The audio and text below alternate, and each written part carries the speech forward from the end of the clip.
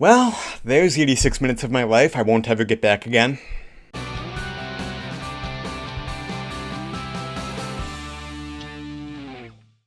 Hidden inside a smartphone, the bustling city of Textopolis is home to all emojis.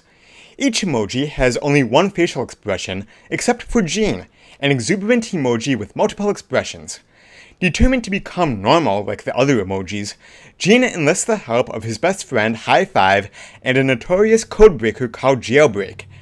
During their travels through all the other apps, the three emojis discover a great danger that could threaten their phone's very existence. The Emoji Movie stars the voice talent of T.J. Miller, James Corden, Anna Faris, Maya Rudolph, Stephen Wright, Jennifer Coolidge, and Patrick Stewart, among others. It is rated PG for rude humor. So the Emoji Movie follows the adventures of an emoji named Jean. He is a meh. And as a meh, his job, the one thing he has to do, is to be meh. When the user of the phone selects him to be an emoji in a text message or whatever, he needs to be meh.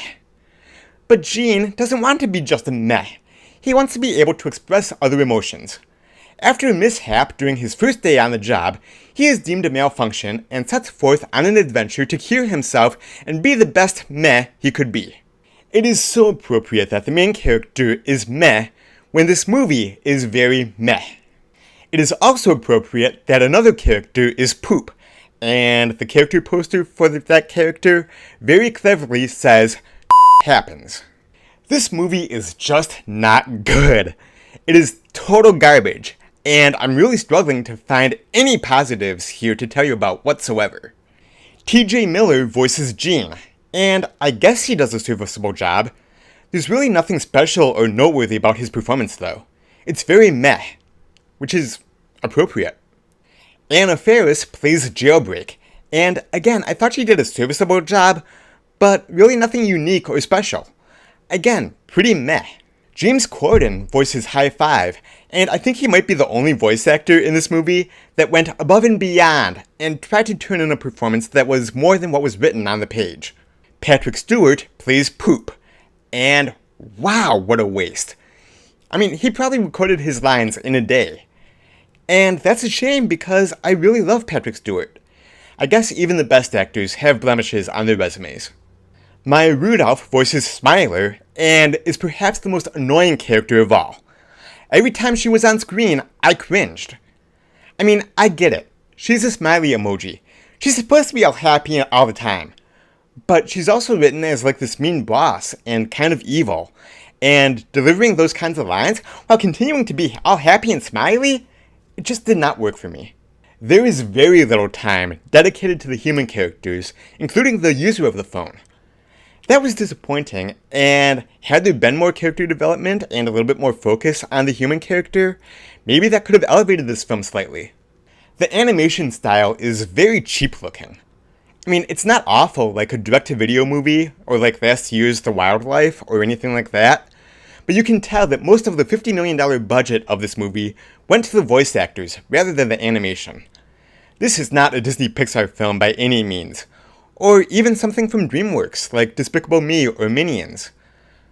Honestly, given the nature of emojis, and given the character design in this film, they could have, and perhaps should have, done this in either traditional animation, hand-drawn, flat animation, or even in Flash animation, and that may have served the movie better. It didn't need to be a fully rendered 3D computer animation, because it does not take advantage of that technology much at all. There is a ton of overt product placement in this film with other apps, whether it be Candy Crush, Spotify, Just Dance, Instagram, YouTube, even Facebook and Twitter make appearances. And it's borderline annoying because it's almost like, hey, this movie takes place in a phone. You have these apps on your phone. See these emojis, go to all these apps on your phone. Yay! And it just bashes you over the head with the fact that it takes place inside a phone and other apps inside the phone.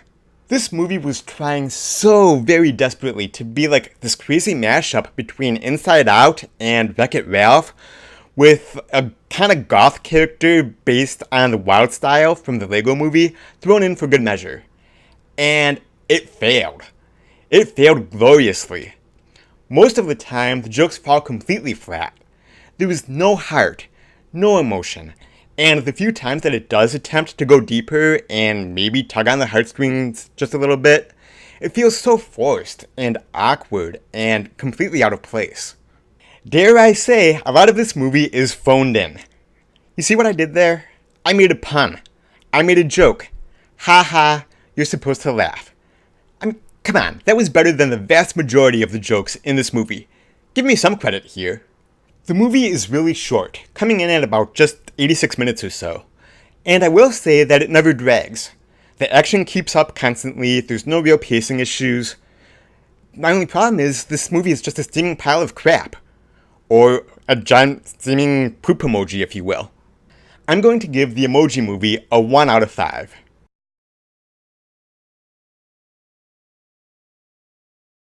And the only reason that I'm giving it 1 star is simply because no one purposefully sets out to make a bad movie.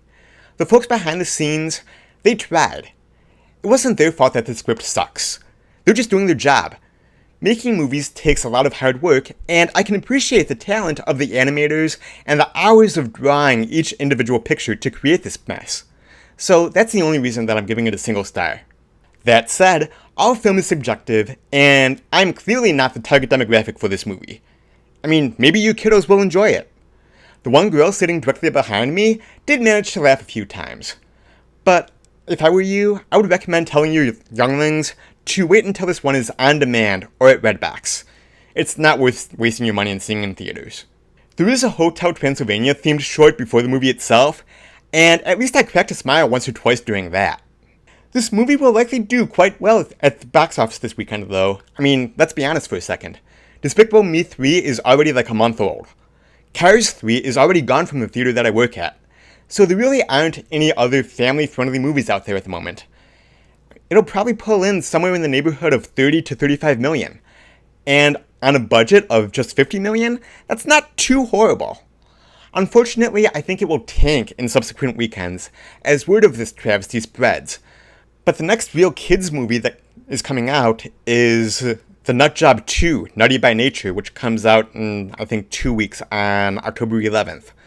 And even that one doesn't look all that great either. So the next big kids movie that we're gonna get is Pixar's Coco in November. So that said, this one could potentially have some legs simply due to lack of competition. So those are my thoughts on the Emoji Movie, but what about you? Have you seen the Emoji Movie yet? If so, what did you, or if you have kids, which is the target demographic here, what did they think about it? Let me know by signing off in the comment section down below.